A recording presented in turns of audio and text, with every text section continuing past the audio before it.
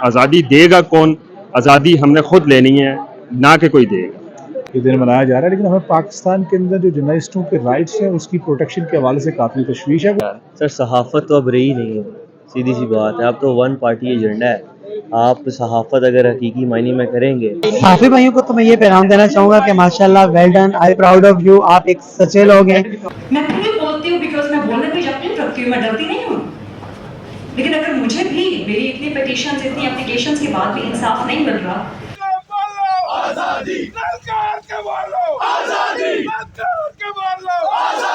मुख्तसर है, देखिए मैं आज यही कहूँगा कि जो वर्ल्ड प्रेस फ्रीडम डे है तो सहाफ़ी जो है उनको अपने ज़मीर के मुताबिक सच बात करनी चाहिए। हुकूमत को 100% इसमें जिम्मेदार समझता हूँ, उनके जो हुकूमत जो सहूलतकार जो ये सारा कुछ कर रही थी। और आज के डिजिटल टेक्नोलॉजी के दौर में, क्योंकि प्रिंट मीडिया से शिफ्ट हो गया इलेक्ट्रॉनिक, और इलेक्ट्रॉनिक से हम तीसरी साइड पे जा रहे हैं। अस्सलाम वालेकुम नाज़रीन, मैं हूं आपका मेज़बान मलिक राशिद नज़ीर और आप देख रहे हैं CRP पाकिस्तान। नाज़रीन, सहाफ़त के आलमी दिन के मौका पर उन तमाम सहाफ़ियों को सलाम पेश करता हूं जिनका कलम हमेशा सच और मज़लूमों की आवाज़ बनता है। नाज़रीन कराम, जैसे कि आप जानते हैं कि आज 3 मई सहाफ़त की आज़ादी का आलमी दिन मनाया जा रहा है। आइए अहल सहाफ़त ये अहद करते हैं कि हम सहाफ़ी ईमानदाराना और पुरअमन सहाफ़त को फ़रोग़ देंगे और मुल्क पाकिस्तान की तमीर व तरक्की में अपना किरदार अदा करेंगे। आए नाज़रीन, आज नेशनल प्रेस क्लब में इसी मौजू पर आज एक सेमिनार का इनेकाद हो रहा है। यहाँ पर आपको चल के दिखाते हैं। तो और यहाँ पर आज जो इस्लामाबाद नेशनल प्रेस क्लब है, इसने आज का दिन यानी कि 3 मई की शहीद अरशद शरीफ के नाम पर किया है। आए चलते हैं, देखते हैं इस सेमिनार में। उसको आप ऑपरेशनलाइज या एंजॉय नहीं कर सकते हो। और प्लस फ्रीडम सिर्फ ये नहीं है कि आपको फिजिकल कोई थ्रेट ना हो, बल्कि आजकल आपको डिजिटल फ्रीडम भी चाहिए। आज आपको साइबर सिक्योरिटी भी चाहिए, साइबर सेफ्टी भी चाहिए। और आज के डिजिटल टेक्नोलॉजी के दौर में, क्योंकि प्रिंट मीडिया से शिफ्ट हो गया इलेक्ट्रॉनिक, और इलेक्ट्रॉनिक से हम तीसरी साइड पे जा रहे हैं, सोशल और उसके बाद डिजिटल पे जा रहे हैं। जो मीडिया के अंदर जो रेवोल्यूशन पिछले 15-20 साल में आई है, तो उसके हिसाब से सेफ्टी एंड सिक्योरिटी के चैलेंजेस भी डिफरेंट हो गए हैं। पहले तो जिस अरशद शरीफ साहब हमारे बड़े मित्र दोस्त थे, मेरे यूनिवर्सिटी फेलो भी थे, और पता है सभी साहब को मेरे तो फिर जिम फेलो भी थे। सोशल प्रेशर होता है, वो नहीं बात कर सकती। मैं फिर बोलती हूँ बिकॉज मैं बोलने पे यकीन रखती हूँ, मैं डरती नहीं हूँ। लेकिन अगर मुझे भी मेरी इतनी पिटीशंस, इतनी एप्लीकेशंस के बाद भी इंसाफ नहीं मिल रहा, कहीं ना कहीं तो हमें प्रेशर डालना पड़ेगा गवर्नमेंट के ऊपर। मुस्लिम लीग नून मरियम नवाज साहिबा मौजूद हैं, पाकिस्तान पीपल्स पार्टी बेनज़ीर भुट्टो की लेगेसी को लेकर चल रही है, आसफा भुट्टो है, बख्तावर भुट्टो है। पाकिस्तान तहरीक इंसाफ के अंदर बड़ी ज़बरदस्त खवातीन मौजूद हैं, सो मच सो के साबिका खातून अव्वल बुशरा बीबी। ये तमाम खवातीन खुद भी फेस करती हैं ये सारे अटैक्स। वुमेन जर्नलिस्ट अगर फेस कर रही है तो फीमेल पॉलिटिशियंस, या अगर वो नहीं भी है सियासत में तो वो भी फेस कर रही है। अगर किसी तरह से उनकी वो किसी की बीवी है, किसी की बहन है, किसी के घर में ताल्लुक रखती हैं, उसके बावजूद कोई बातें सब करते हैं, कवानीन सब मौजूद है, अमल क्यों नहीं करवाते। सो इसको भी मैं रिक्वेस्ट करूंगी कि बाकी सब चीज़ों के साथ मैं बात अपनी मुख्तसर करूंगी। इसको प्लीज़ एक तो टेस्ट केस इन चीज़ों को बनाया जाए, बड़ी संजीदगी के साथ इस इशू को लिया जाए। प्लस ख़वातीन की शिरकत को बड़ा यकीनी बनाएं, किसी भी तौर पाबंद करें मीडिया इदारों को कि वो इक्वल अपॉर्चुनिटीज़ दें ख़वातीन सहाफ़ियों को हायरिंग के हवाले से। और जो एक पे गैप है, जो वेज गैप है, एक मर्द सहाफ़ी एक खातून सहाफ़ी की तनख्वाह में, उनके मालकान जो थे उन्होंने खरीद लिए। और उनकी तरजीहात क्या होंगी? उनकी तरजीहात वही होंगी जो नादीदा कुव्वतों की हो। जो किसी जर्नलिस्ट से बहस नहीं करते, बल्कि उसके किरदार पर ऐसी बहस शुरू करते हैं कि उसकी फैमिली, उसके मोहल्लेदार, वो मेल जर्नलिस्ट हो, फीमेल हो, वो उसे रोक दे कि भाई ये काम ना करें। इस हवाले से हमारी कोलीग शराई साहबा नहीं है, शमसी नहीं है, उन्होंने थोड़ा फेस किया, गरीदा फरूकी ने बहुत फेस किया। तो पूरी दुनिया में सहाफियों की आजादी की बात हो रही है और सहाफत की आजादी की बात हो रही है, लेकिन बदकिस्मती से पाकिस्तान में आज भी खौफ, ये कलामत खौफ का साया इस सहाफत पर मंडरा रहे हैं। हुकूमत को 100% इसमें जिम्मेदार समझता हूँ उनके जो हुकूमत जो सहूलतकार जो ये सारा कुछ कर रही थी और जो कुछ ये जावेद लतीफ़ की हुकूमत ने किया, मैं तो उनको कातिल समझता हूँ। सब ये कातिल हैं, सब कत्ल में शामिल हैं। लेकिन प्रेस क्लब का अपना एक मौक़िफ़ है कि हम यहाँ पर उनको बुलाते हैं, उनको भी सुनते हैं, उनको अपनी बात सुनाते हैं, अपना पैगाम पहुँचाते हैं। लेकिन जो रिजवान ग़िलज़ई साहब ने किया, जो ज़ुबैर अली खान ने किया, मैं समझता हूँ अरशद शरीफ साहब से मोहब्बत करने वाले हर शख्स, हर फर्द के जज्बात की वो तर्जमानी थी और उन्होंने अरशद साहब से जो उनकी मोहब्बत है, अक़ीदत है, उसका उन्होंने हक अदा किया है।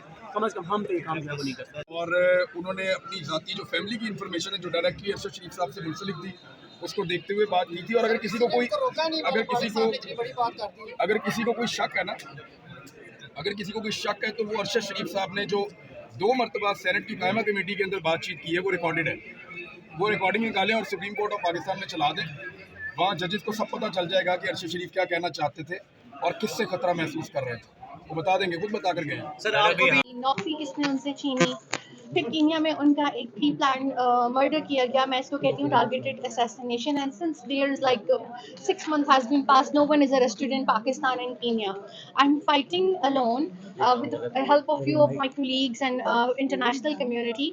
मुझे बड़ी मायूसी हुई कि पाकिस्तान के जो लीडिंग एंकर्स या कॉलमिस्ट या उनके अपने कोलीग्स थे, उनकी तरफ से मुझे वो सपोर्ट नहीं मिली जो मुझे मिड कैरियर्स या यूट्यूबर्स या आप लोगों की तरफ से मिली। अब मेरा ये मुतालबा है कि UN should appoint the rapporteur on this case in Kenya and in Pakistan। थोड़ा हमारी डिमांड यही है कि ये जो केस है इसके जो तमाम तर हक़ाइक़ हैं वो सामने लाए जाएं और जो लोग इसमें मुलविस हैं उनको कोर्ट कानून के मुताबिक सज़ा दी जाए। और कीनिया में जो इन्वेस्टिगेशंस हैं वो ज़ाहिर नहीं हो पा रही हैं, उसका निस्ताई की जाए। और UN अगर इस इन्वेस्टिगेशंस को इंडिपेंडेंटली करवाता है तो वो बहुत ज़्यादा आसान हो जाएगा। अस्सलाम वालेकुम नाज़रीन, अभी हमारे साथ हमारे बहुत अच्छे दोस्त जवाद ज़हीर अब्बासी साहब मौजूद हैं, इनसे बात करते हैं। अस्सलाम वालेकुम भाई। जी वालेकुम अस्सलाम। सर आज 3 मई यौम सहाफ़त के मौके पर क्या पैगाम देना चाहेंगे? आज सहाफ़त के मौके पर ये पैगाम देना चाहूँगा सहाफ़ी भाइयों को, तो मैं ये पैगाम देना चाहूँगा कि माशाल्लाह well done, I proud of you. आप एक सच्चे लोग हैं कि जो देखते हैं वही लोगों को दिखा देते हैं, यही आपका बड़ापन है। और जो आवाम है उन्हें मैं ये पैगाम देना चाहूँगा कि इस बरादरी की इज्जत कीजिए, ये अजीम लोग हैं। ये बहुत शुक्रिया। सर आज जो है ना 3 मई के हवाले से क्या पैगाम देना चाहेंगे? मैं आज यही कहूँगा कि जो वर्ल्ड प्रेस फ्रीडम डे है तो सहाफ़ी जो है उनको अपने ज़मीर के मुताबिक सच बात करनी चाहिए। मुश्किल है, कभी इदारा नहीं बात करने देता, कभी सरकार, कभी और कोई ग्रुप, लेकिन यही आपका टेस्ट है। और सच बोलें और सही राह पे चलें, अल्लाह हमेशा आपकी मदद करे। जी बहुत बहुत शुक्रिया। तो जी नाज़रीन, अभी हमारे साथ नकी गर्देजी साहब मौजूद हैं, तो इनसे बात करते हैं। अस्सलाम वालेकुम भाई। वालेकुम सलाम, क्या हाल है? सर आज 3 मई यौम सहाफ़त के हवाले से क्या पैगाम देना चाहेंगे? मैं एक ही पैगाम देना चाहूँगा, पाकिस्तान में ना आज़ादी नहीं है, आज़ादी नाम की कोई चीज़ नहीं है। जितना जल्दी हो सके दूसरे मुल्क मूव करने की कोशिश करें। पाकिस्तान में कुछ भी नहीं है सिवाय ज़लालत के। जितनी मर्जी आप मेहनत करें, जितनी मर्जी सच बोलें, झूठ की यहाँ पे वैल्यू है, सच की कोई वैल्यू नहीं है। जी बहुत बहुत शुक्रिया।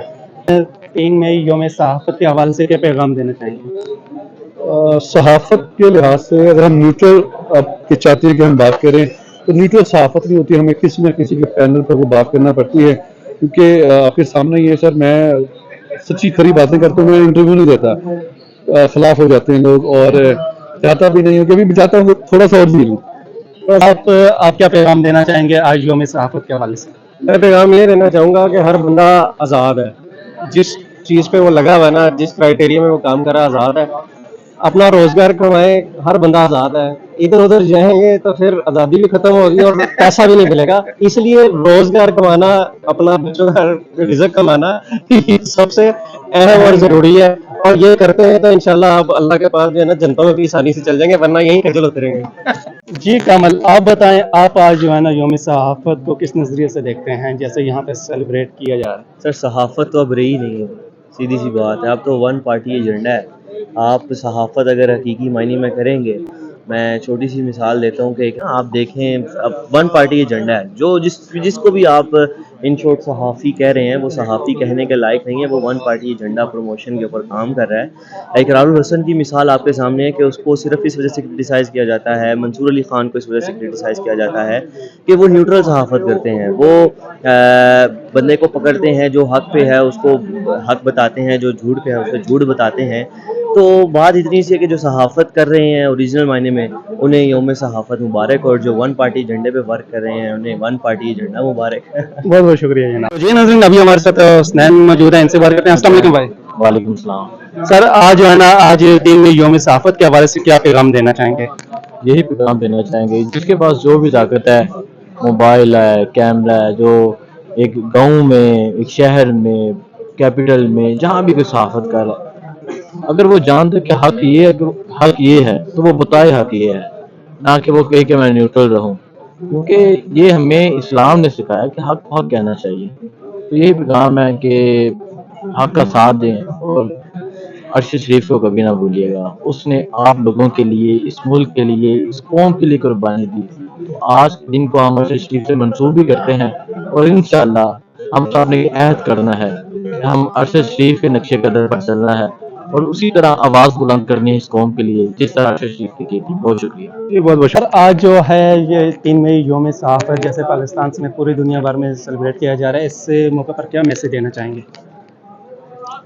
यार, आज जो 3 मई है ना, यौम सहाफ़त, ये बहुत इम्पॉर्टेंट दिन है जर्नलिस्टों की हुकूक के तहफ़्फ़ुज़ के एतबार से।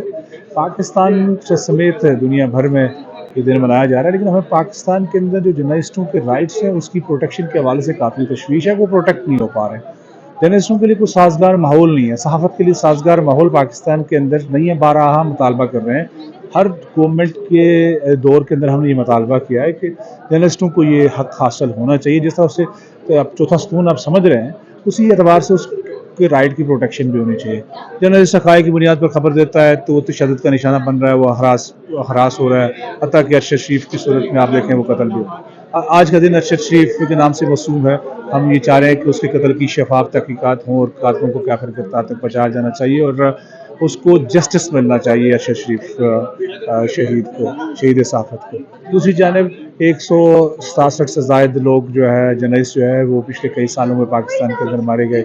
2 सिर्फ मनतकी अंजाम, उनके केसेस मनतकी अंजाम तक पहुँचे हैं, और फिर ये मामला रुका नहीं। अब तो ट्रोलिंग के ज़रिए लोगों को हरास किया जाता है, और ये सूरत हाल मुसलसल बढ़ रही है। इस्लामाबाद जैसे शहर के अंदर भी अगर आप खबर हक़ाइक़ की बुनियाद पर दे रहे हैं तो आपके लिए सबसे बड़ा प्रॉब्लम ये हो रहा है कि आपको या तो तशद्दुद का निशाना बनाया जाता है या उसका हरासा किया जाता है। तो ऐसे आलम में हम वक्त वक्त से मुतालबा करते हैं कि एक बार शरीफ शहीद को इंसाफ मिलना चाहिए।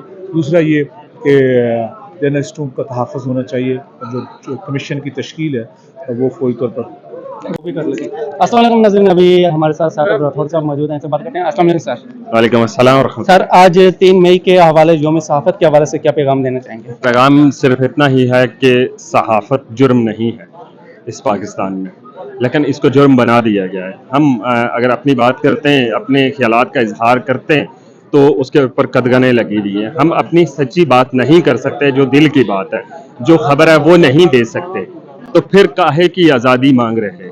आज़ादी देगा कौन? आज़ादी हमने खुद लेनी है, ना कि कोई देगा। सर, कहा यह जाता है कि जैसे सहाफ़त जो है रियासत का चौथा सतून होता है, जब चौथा सतून ही कायम नहीं रहेगा, अपने कदमों पे खड़ा ही नहीं हो पाएगा, वो कैसे जो क्या है ना कि वो हमारा खड़ी रह पाएगी? सहाफ़त को मजबूत करने के लिए उसको आज़ाद होना पड़ता है और आज़ाद रखना पड़ता है। पाकिस्तान के अंदर अलमिया ये है कि जो भी हकीकी सहाफ़त करता है उसको किसी न किसी सियासी जमात के साथ जोड़ दिया जाता है। अगर वो किसी सियासी जमात के साथ नहीं जुड़ता तो उसको बैरूनी एजेंडा करार दिया जाता है, उसको गद्दार करार दिया जाता है। जब तक ये सारी चीज़ें हमारे जहन नहीं खुलेंगे, पूरी दुनिया में सहाफ़त इस वक्त सिर्फ और सिर्फ ऑस्ट्रेलिया में आज़ाद है। सहाफ़त के ऊपर कदगने हैं। अगर ये आज़ाद होगा तब हम भी आज़ाद होंगे और खबर भी पहुँचेगी। जी बहुत बहुत शुक्रिया।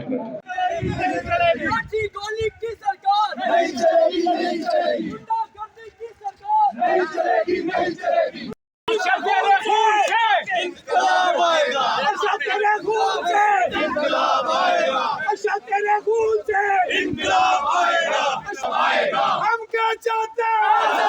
हम क्या चाहते हैं? मुझे डालना पड़ेगी, मुझे डालना पड़ेगी। नाबीक बनेंगे, नाबीक बनेंगे, हम छीन के लेंगे, हम छीन के लेंगे। तेरा बाप भी देगा, तेरा बाप भी देगा, तेरा बाप भी देगा। हम क्या चाहते हैं? हम